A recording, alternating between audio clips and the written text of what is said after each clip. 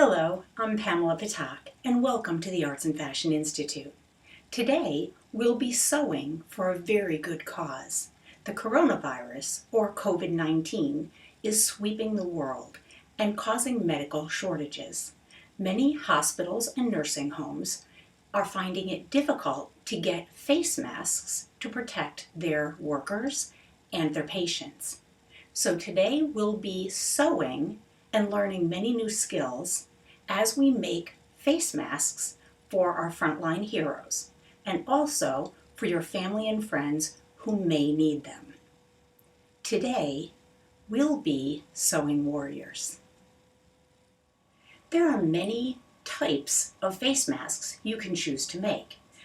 Some of them start with a rectangle of fabric. For instance, this example is a 6x9 rectangle. It is made into a mask by sewing around the edges, adding elastic, and then pleating the ends with 3 pleats so that it makes something that expands in the middle but is held narrow on the ends. An example like this is a finished mask, and you can see that it expands taller to cover the face safely, and at the edges it's smaller to loop over your ears. Other methods use string ties. Now these are masks. This is a used mask from spray painting, but it's the same size and style of many of the masks used by the medical professionals. So when we look at this, this has a bulging front surface, and it has multiple elastics that go all the way around the back of the head. It has on the inside foam, which holds it tightly against their face. And then there's a metal clip element that can be bent to shape matching the bridge of their nose. Now, the masks that are being worn in the hospitals sometimes are being worn alone with no additional mask underneath. This, if you stretch it out tall, this, which started as the 6" by 9", I actually lengthened mine to 9.5 to give it a little more width at the sides. But this 6x9 does a fairly good job of covering these masks, and you can see their white mask would be completely hidden from the front. If someone were sneezing, it would be blocking a little additional. It would also give them the chance to cheer up a child if it's going to a pediatric ER, where some of my designs are being shipped to. Now, if you look at the sides, however, there's a little bit of a bulge here and here. Even if you pull it tight, that stays on that edge a little bit because the length at the center is the same length as on the edges.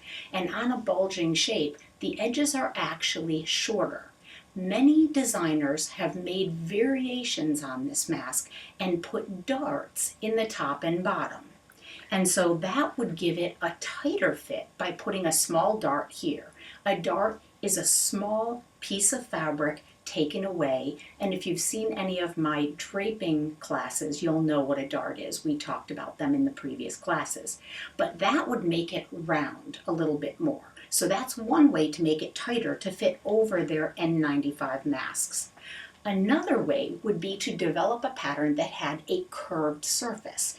And so I went to town designing some patterns. They're not complicated. Many people have made identical mask patterns. And you can see that this is a curved shape. It's just a normal circular shape, 90 degrees here, 90 degrees at the corners, so that you can sew 2 together and they make a straight line. So if we take the curved shape and put this over the mask, you can see that this cups over the mask nicely and it covers all the way to the edges. I've made the back of it light blue so you can see that it gets right to the edges here. When we look at it sideways, it's even protecting the rims. When it comes to wearing these alone without the N95 mask underneath, most any curved shape will go over the curve or the shape of the nose, come down, and go under the chin a little bit. So this would be a nice safe shape to work with, and that is already up on my website for the Arts and Fashion Institute. It's on the front page, the home page, and it's called, this version is called Bubble Face Mask with mini seams. Now, what I mean by that is if you look at it closely, the seam allowances are very tiny. This would be appropriate for a professional industry sewer. Someone who works in the garment industry can sew with 1/8 inch or 1/4 inch seam allowances very easily.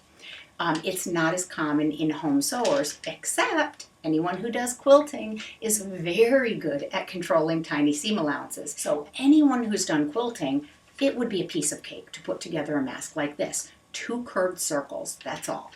And this would be fine to send a nice fresh clean one to the medical professionals. They would be thankful for the added supplies while they wait for the industrial proper tools that they need to come in. Many of them are requesting these.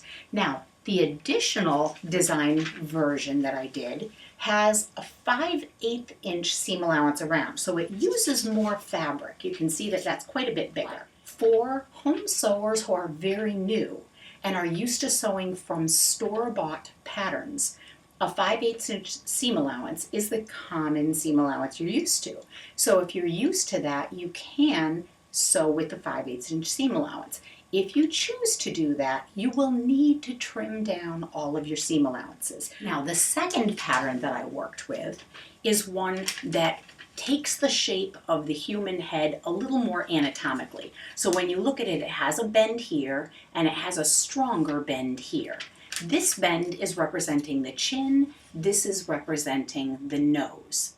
If we go to the pale blue side of them, you're going to see one is a little bit squared off and the other is very round. So now let's check.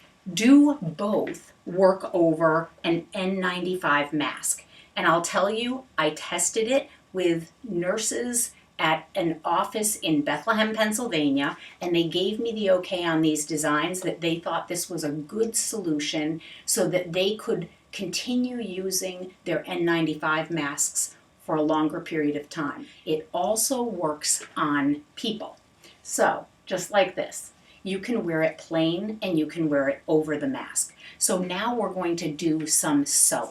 So this is the pattern that these are made for. So what you're going to do is take 2 of the same shape and you're going to line them up at the corners and line them up on the curves. If you're an experienced sewer, you will not need to use pins at all. Most industry sewers do not put pins in their garments.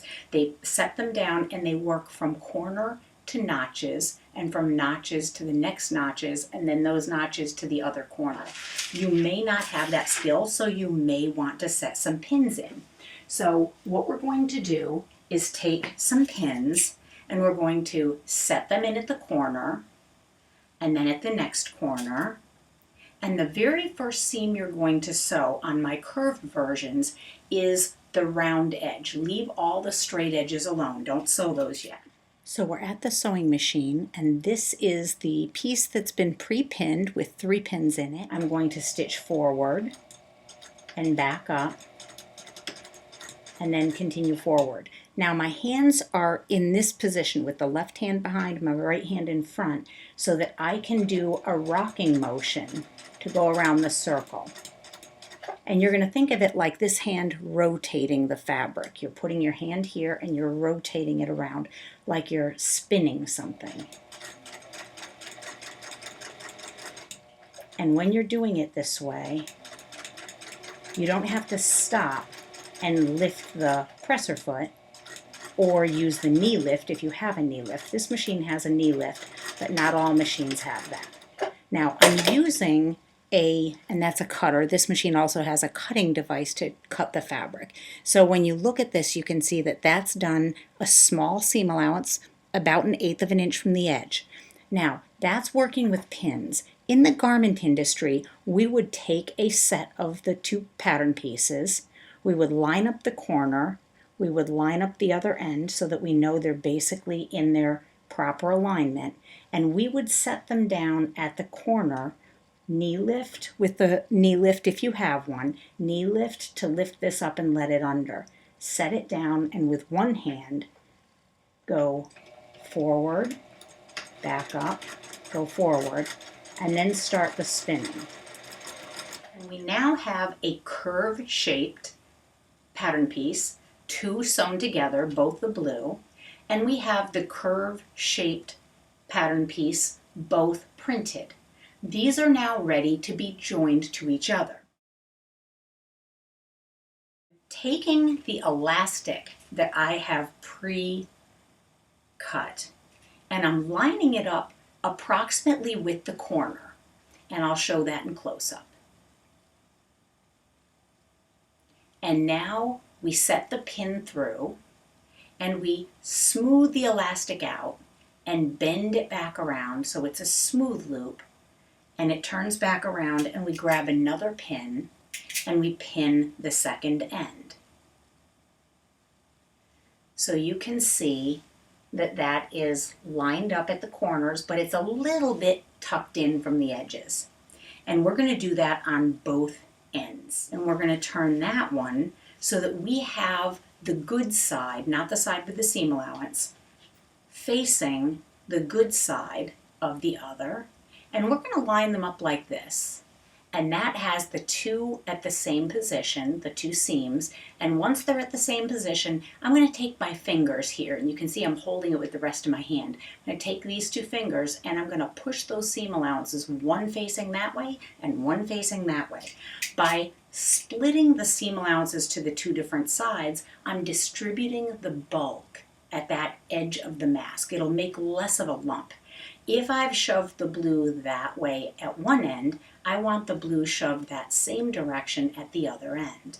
So be cautious that you match them up.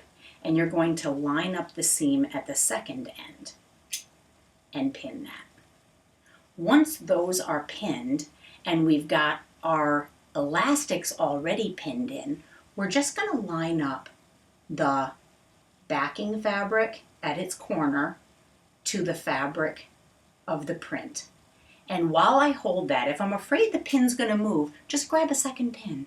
And that pin that's in the elastic doesn't even have to budge. We can take it out afterwards. So now the elastic is held between, it's sandwiched between the two fabrics, and I didn't have to baste it in place. Now I'm going to do that on the second corner, and there's that. I'm going to do the same on the third corner. So the pin I'm taking out becomes the pin I put in at the next corner.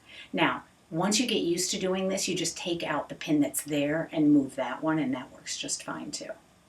But this will work nicely, and then I'll have one pin at the end spare.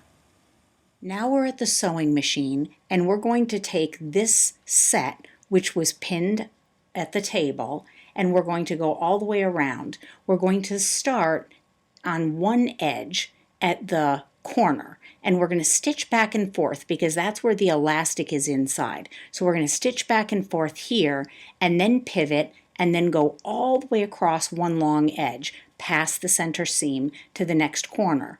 We're going to pivot and we're going to go back and forth, go across the end fully, go back and forth across the elastic at the other end because the elastic is in between right there, and then we're going to pivot and go all the way to the end of the other side. Then we're going to pivot one more time and we're going to go back and forth on this pin.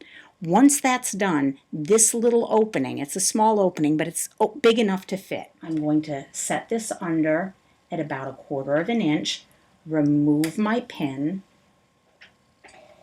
and go forward, backward, forward again.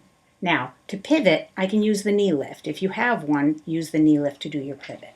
Now, if you want to do a back stitch here, you can. It's not really necessary because that's not taking any extra force. The elastic is. Now, I sewed across that pin, and I'm going to say I prefer not to usually, but these are a very slender pin. So, now I can pivot.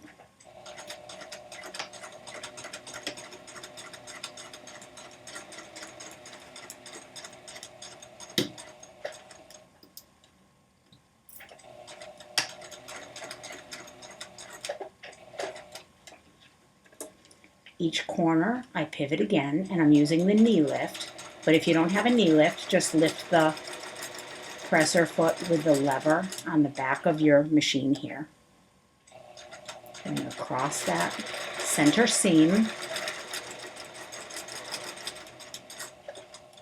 get to the end,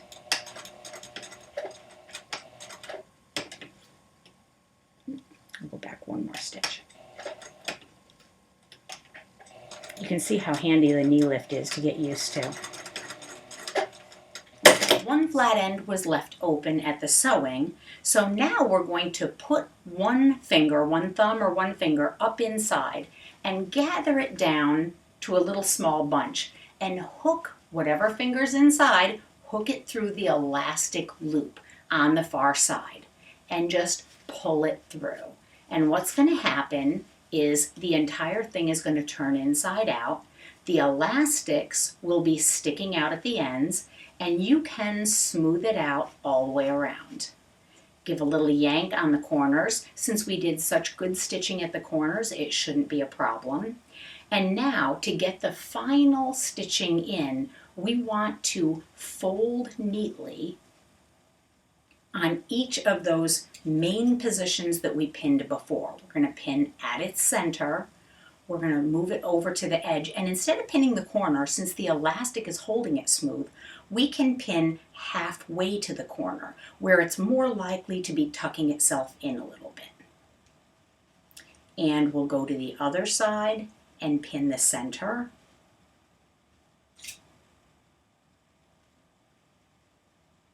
And then part way, about halfway down to the elastic, we're going to pull that out. Nice and tight. So what we want to do at the open end is when we flip the elastics up, we're going to push the seam allowances inside like this and let them tuck in a full 1/4 inch. If you put your fingers in and yank like this, tight, pull it tight, and then pinch it, you can get this to lay fairly flat. So we're ready to do the final stitching all the way around now. And I've added a couple extra pins to keep this nice and flat. That's the open end. This doesn't need it because it's not the open end. So we're ready to put it in. We're going to do sharp pivots at the corners, so I will use the knee lift. If you don't have a knee lift, lift the lever behind to do this. And we're going to stitch all the way around. To make the stitching even, you use something as a guide. You can either use the outside edge of the foot. I prefer to aim the edge to the middle of the toe. That makes it about 1/8 of an inch away instead of 1/4. Now, if you want to, a little back stitch over where the elastics are, you can do. It is not actually necessary at this point because you've gone back and forth over the elastic multiple times already. Now, I'm going to knee lift, or you lift the presser foot. To get across this smoothly, I'm going to put it downward like this and put my fingers around the whole package and then hold it flat. Don't pull hard because this is a bias angle and bias stretches. You don't want this to stretch out terribly because it would be a different size.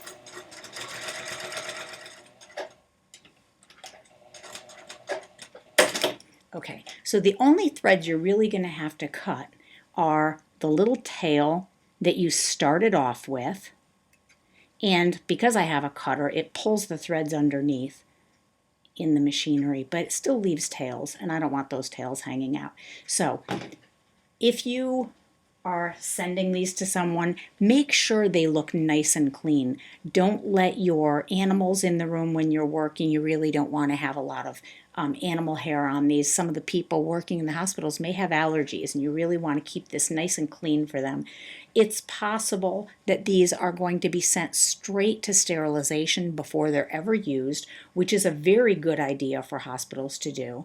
But in the meantime, for those of your family members who you might be giving some to or elder neighbors, it's nice to make sure that they're nice and clean and fresh for them. So once you finish this, this is now ready to be given to your medical professionals, and they can wear it over their mask, and they can make the kids much happier in the ER. But you can also look at this as being, for those medical professionals who don't have the N95 masks, this may be their last line of defense, but they're still going to feel safer having something preventing the inhalation of extra particles. So if you can, provide some to the medical professionals in your area.